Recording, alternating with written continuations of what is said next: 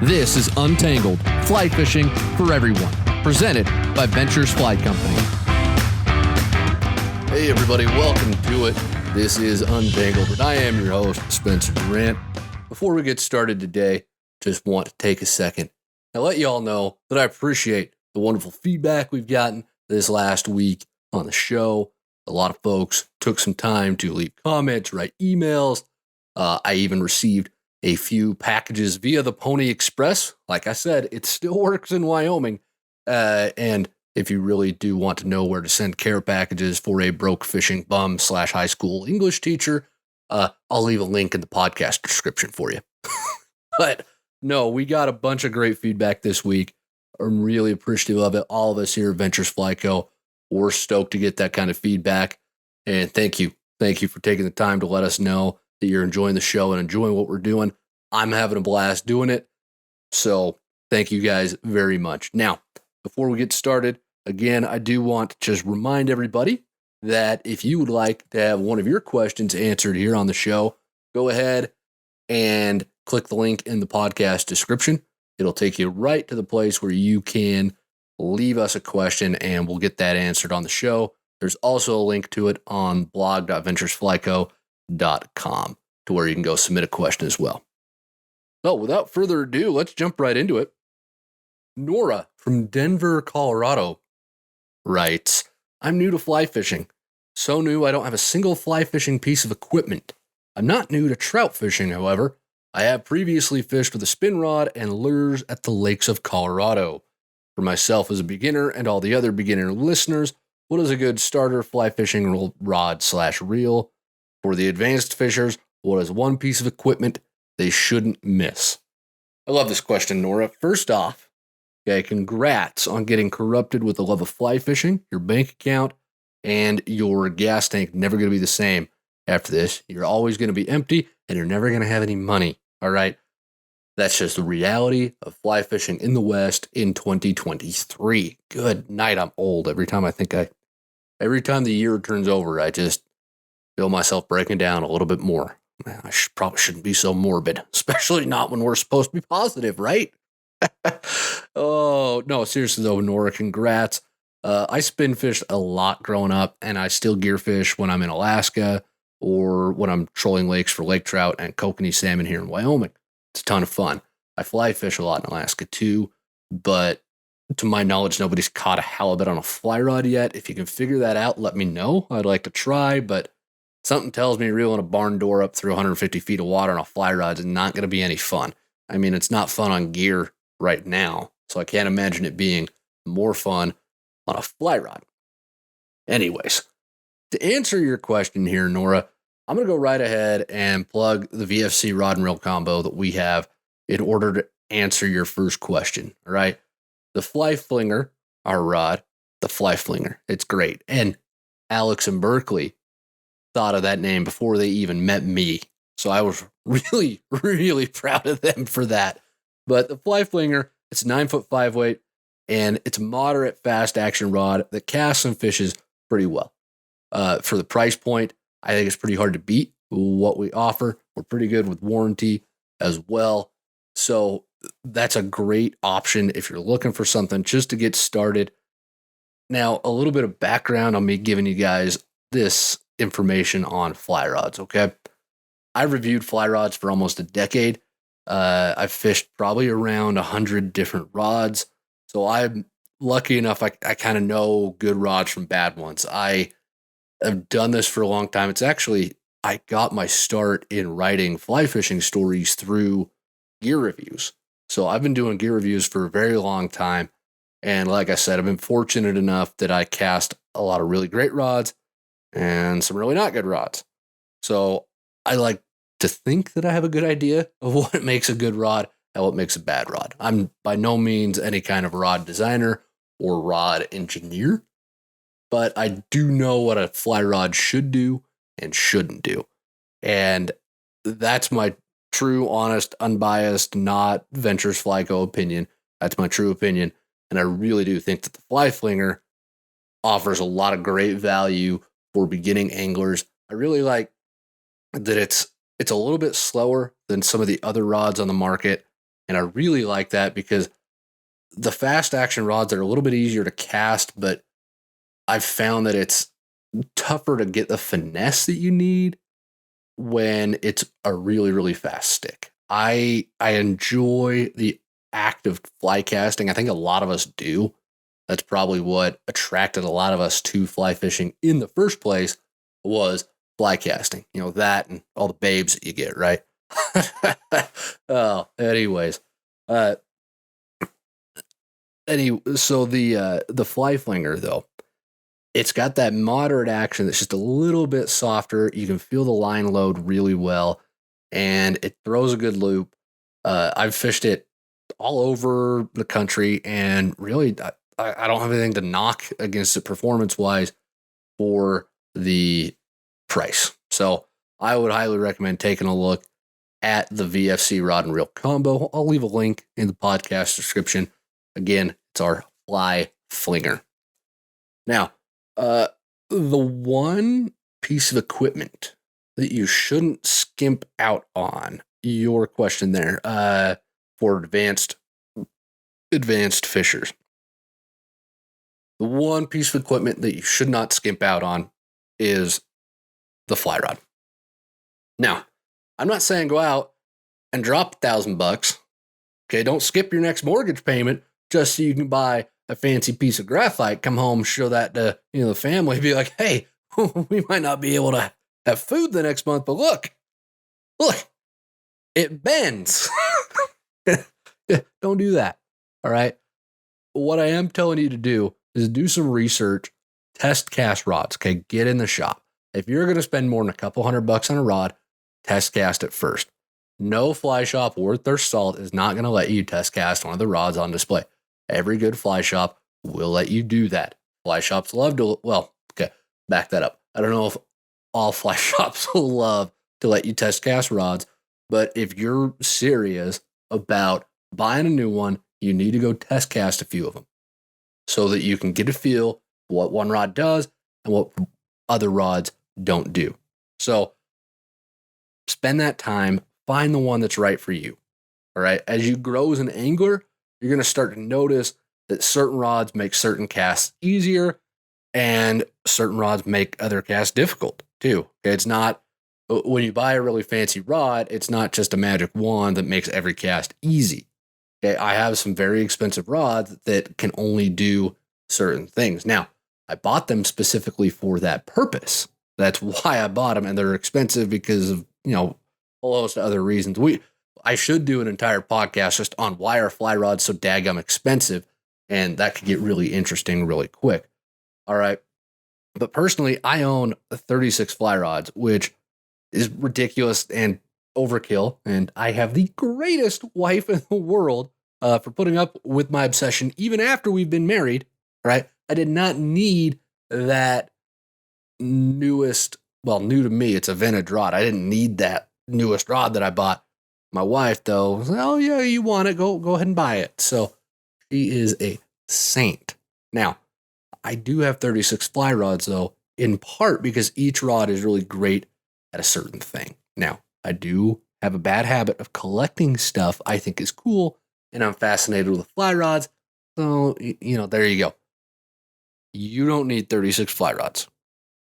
You do need a fly rod that works to accomplish the things that you're trying to do on the water. If you primarily fish dry flies, the rod that you spend a lot of money on is going to be very different than the rod for the angler who primarily nymphs or primarily fishes streamers.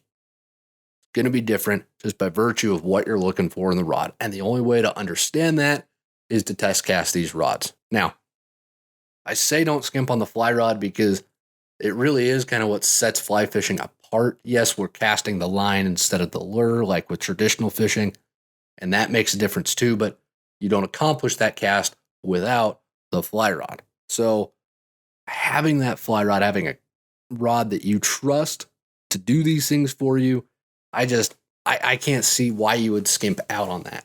You do not need to spend $1,100, $1,200, $1,300 on a fancy graphite fly rod. You do need to spend what you're comfortable with on a rod that you really enjoy. That is going to make all the difference in your fly fishing for years to come. Thank you, Nora. That was a great question. Hey, do you have a question about fly fishing that you'd like to get answered by somebody who has access to Google?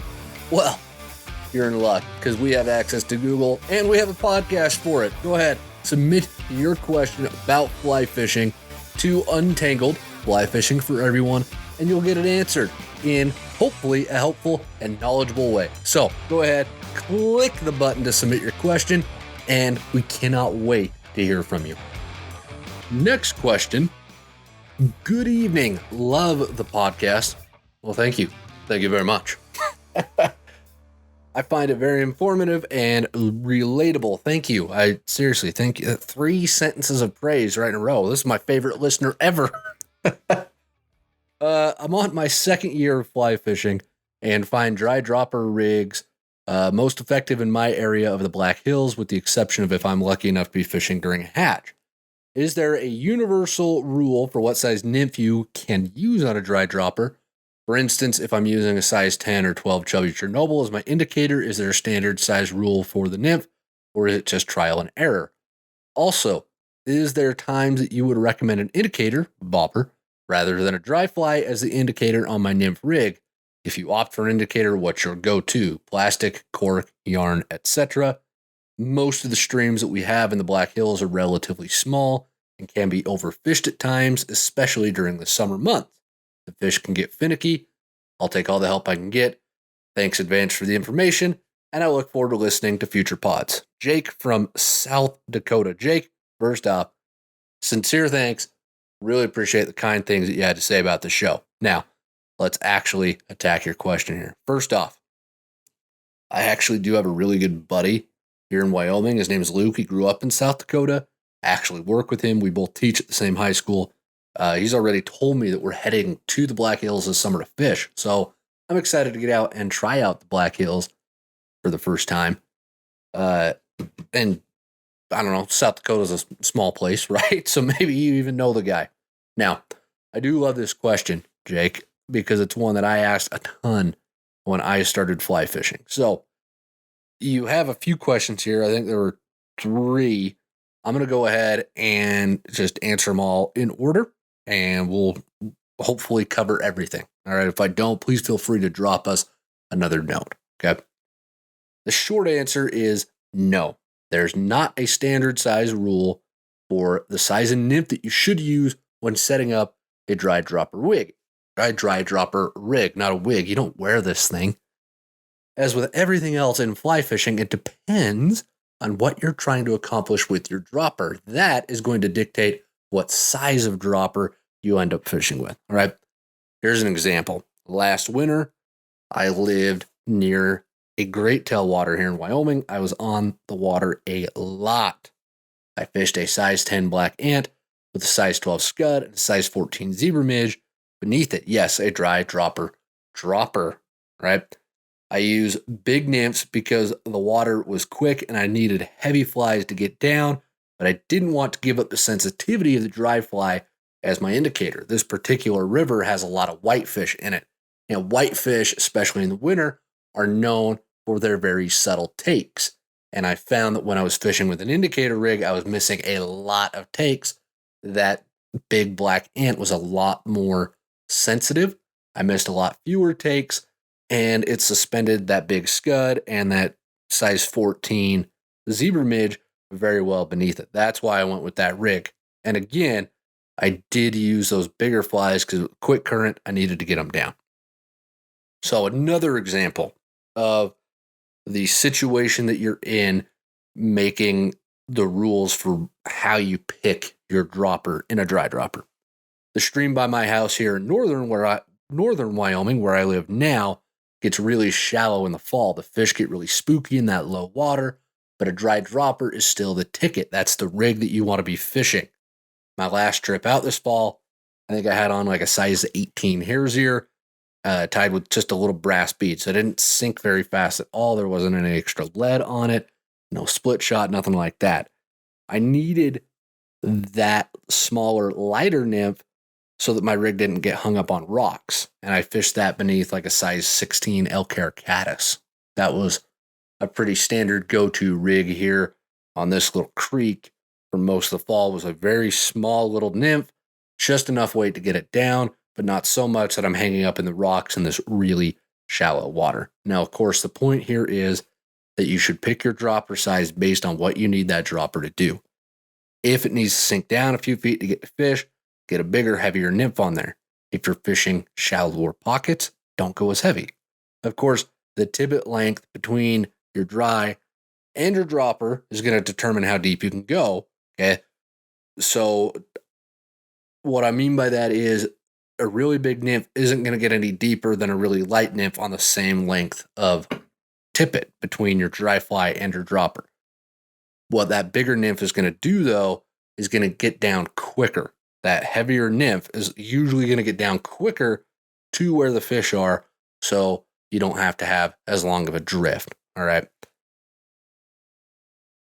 Now, as a general rule, I like to stick to like a size smaller than my dry fly for my droppers. That's where I start when I'm putting these kinds of rigs together. For example, that size 12 chubby that you mentioned, I'd go with like a size 14 nymph under that. Pheasant tail, Frenchie, hare's ear, zebra midge. Those are like all the nymphs that I ever use right there. I listed them all off.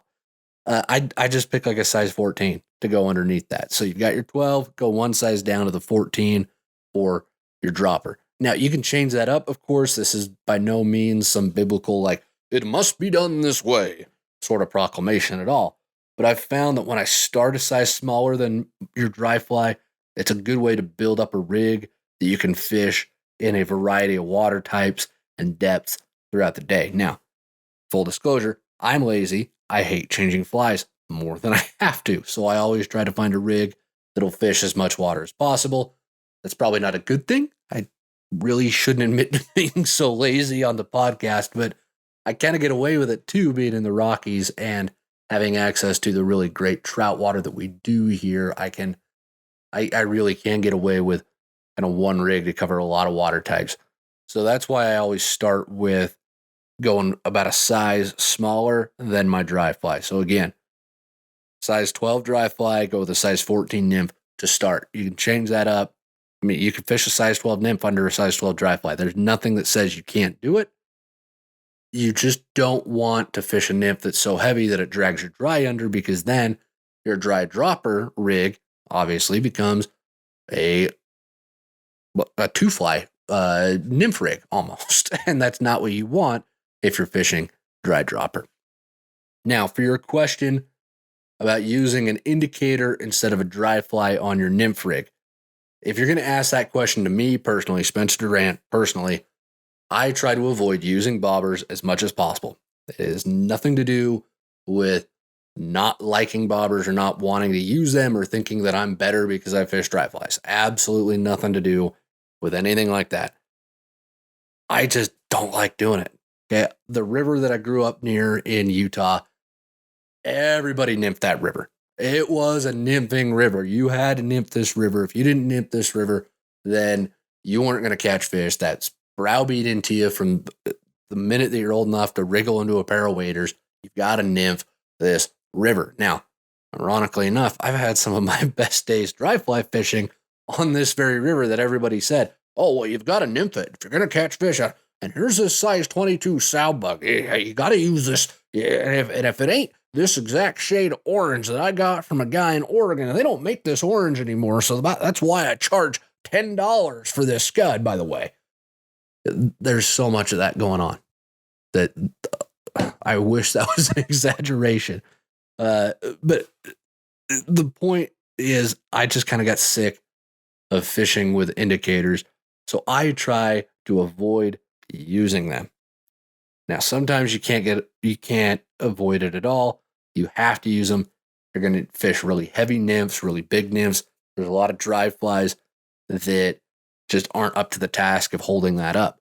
And in addition, if you're fishing really broken or choppy water that would swamp a dry fly, then you really do need to swap that out for an indicator. Sometimes a dry fly that is big enough to suspend your nymphs is too heavy to be a good indicator. The fish really have to take that nymph. They have to just hit it like it stole something from them for you to see that dry fly move up top. That is one downside if you're using a really big dry fly as your indicator. It's harder for the fish to move, harder for you to see the take. The rule to stick by here, I reckon, is that if you're fishing big nymphs or you're in really heavy, fast water that will swamp like a size 14 dry fly, that's usually what I fish. If I don't have a like size 10 chubby Chernobyl on, it's a size 14 Ellicare caddis. So if you're in water that's just too big for flies like that, or where you're fishing, it's just going to be impossible to really see your fly, then stick on a bobber. There's nothing wrong with sticking a bobber on. It's another way to fish. It's a very effective way to fish. A lot of folks enjoy it. Like I said, you're asking me personally, I'm just going to say, I avoid that at all costs. There is no reason why you should do it the way that I do, though. That's what's great about fly fishing. I can sit here and I can give you some advice. I can give you some tips. I can synthesize some knowledge from the Google machine into your heads. But at the end of the day, it's up to you to decide what you're going to do with that and how you're going to apply it, right? When I do use indicators, I use the thingamabobber. I like the airlock indicators a lot more, but I always lose that little nut that secures them to my leader. So I just stick with thingamabobbers because harder to lose those than the little airlock things. So again, nothing wrong with using indicators. I just try not to fish them unless I absolutely have to. There's going to be a lot of folks, I bet, who feel very differently from me, and that's great. I'm not knocking on indicators at all. So thank you, Jake, for those great questions. And let's go ahead and jump into a question from our next listener. This is going to be the last question of the show, so thank you all for sticking around with us throughout the show. I really appreciate it. Ethan from Manitoba asks, is it worth it to tie and fish poppers? Ethan, you bet it is. I mean that. I really enjoy fishing for bass when I get the chance. I don't have a lot of bass fishing opportunities where I live right now, but when I do get to go chase after them, I love to use poppers. Okay, they're a ton of fun. You even do get some trout that are willing to hit poppers. That's not as common as some YouTube videos would like you to imagine, but there are trout that will smack a popper. Now, I do want to tell a little bit of a story with this one. Back when I was going to college the first time, I am a college dropout. I dropped out of my first college after like 6 weeks because it was in St. George, Utah, down in southern Utah. And my parents had just moved down there. So I was living with my parents, going to school, doing the wonderful things that we do after high school. And there's no trout in southern Utah, like the Red Rock Desert. I know there's trout in southern Utah. Everybody's going to come after me now. Oh, there's trout in Cedar. There's trout in Cedar City and Paragona and Mammoth. And I'm aware that those trout are there. I'm talking within the vicinity of southern Utah. It's just not trout country. Not a whole lot of water down there to begin with. There's a lot of bass. And at the time, I didn't like fishing for bass as much as I do now. I don't know why. I think I was still on some kind of hoity-toity, well, if it's not a trout, I don't want to catch it on my fly rod type kick, which is just dumb. Anyways, a buddy of mine that I went to grade school with, we've known each other since we were 3. His name's Bridger. Great dude. He was going to school down there as well, and we met up, and we decided we were just going to start fishing our little guts out. So we got together one night, and we went to the local Sportsman's Warehouse, picked up some bass poppers, and said we are going to go out, we're going to put the herd on some of these bass, and we're going to have a bunch of fun doing it. So we get out there, and we just started driving. I don't even remember where we ended up, and I'm not being cagey about the location. I honestly don't remember. We were above a lake where the river comes into the lake, and it was really marshy. There were a lot of beaver dam type things going on. And we get out of the truck, we walk down. It's 1,012 degrees outside because it's southern Utah in August. And we walk down, do this little bit of water, and I just see all these fish start scurrying away from us. I'm like, oh, that's a good sign. Now, like the week before this, we'd found a little pond in the middle of St. George that had a bunch of bluegill in it. And I think it had some smallmouth in there too. And it had snapping turtles. I had a snapping turtle bite my bluegill in half. Now, that's a whole other story for another day. But we'd been out catching bluegill. We'd had a ton of fun doing that because, again, we didn't have a lot of bluegill growing up where I was. It was trout. It was trout country. So bluegill for me were exotic. They were cool. They were new. And these little bass that we saw on that pond were pretty new too. So we walk out here, we're looking at these fish. We've got these poppers, and I'm just like, you know what? Let's give it a shot. We didn't know if we were going to catch anything. The water was pretty shallow. It was really clear. But I did what the YouTube videos said. I threw my popper out near the grassy banks, and I started popping it, stripping it in, making those big pop sounds. And lo and behold, I caught a fish. It was a dinky little smallmouth bass, but I caught one on a popper on my fly rod, middle of the desert. One of the funnest afternoons I had. I think by the time it was all said and done, we fished clear to dark. And by the time it was all said and done, we caught probably 30 fish between the two of us. They were just not leaving those poppers alone. They couldn't get enough of them. I was having a blast just pulling fish in. None of them were very big, but the poppers, just watching them come up and just crush that top water bite, it was a ton of fun. And since then, I've had the opportunity to fish poppers, Flaming Gorge Reservoir for bass, down on Lake Powell for bass, and it's a blast. So yes, Ethan, it is 100% worth it to tie and fish poppers. I would recommend doing that. And that wraps it up for us today, folks. This has been another great show. Appreciate everybody sticking around with us, listening to the show. Again, if you have any questions that you would like answered, please feel free to submit them. There's a link in the podcast description. Click it, put your questions in, and we'll get them answered on the show. So until next week, tight lines, everybody, and have a good one.